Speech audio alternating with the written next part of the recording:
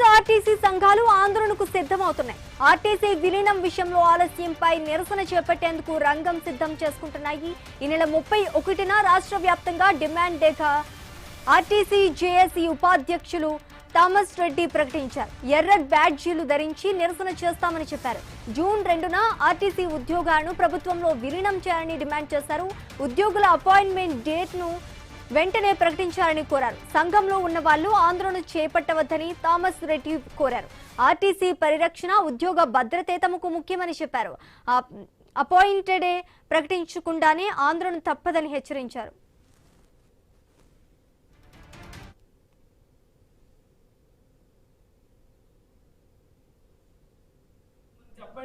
ప్రకటించడానికే రేపు మన మే 31వ తారీఖు నాడు విలీనం అపాయింట్మెంట్ ప్రకటించడానికి ప్రభుత్వం గుర్తించాలని చెప్పేసి మా యొక్క కార్మికుల యొక్క కోరికను తెలియజేయడానికి అది డిమాండ్ డేగానే ఎర్ర బ్యాడ్జ్ ధరించి విధులకు నిర్వహించడానికి జేఏసీ పిలుపునిస్తున్నది. కాబట్టి దీన్ని కార్మిక వర్గం అంతా విజయవంతం చేయవలసిందిగా జేఏసీగా మేము కోరుతున్నాం.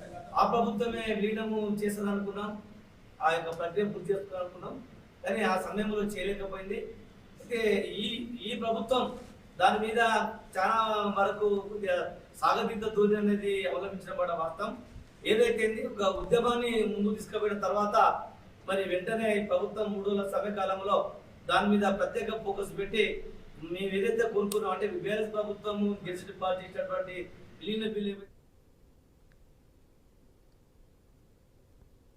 ముఖ్యమంత్రి గారి ఆదేశం ప్రకారంగా కమిటీ చేసి ఆర్టీసీ కార్మికుల చిరకాల కోరికలు తీరుస్తామని చెప్పి ప్రభుత్వంలో విలీనం మేము చేస్తామని చెప్పుకోవడం జరిగింది.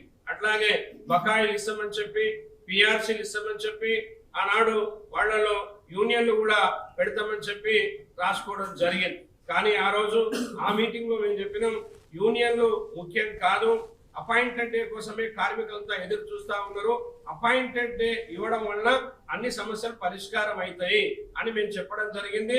ఆ రోజు మినిట్స్ లో కూడా గౌరవ మరి ఎవరైతే ఐఏఎస్ కమిటీ ఉందో వాళ్ళు కూడా రాసుకోవడం జరిగింది. కానీ ఇవన్నీ ఒక దిక్కుండి కార్మికులంతా ఎప్పుడెప్పుడా అని ఎదురు చూస్తున్నటువంటి టైంలో మరి పిడుగుపాటుగా నిన్న గౌరవ ట్రాన్స్పోర్ట్ మినిస్టర్ గారు మళ్ళీ ఎలక్ట్రిక్ బస్సుల ఓపెనింగ్ లో ఒక మాట చెప్పి ఆర్టీసీ వాళ్ళకి ఎన్నికలే పెడతా తర్వాతనే కమిటీ అన్నారు.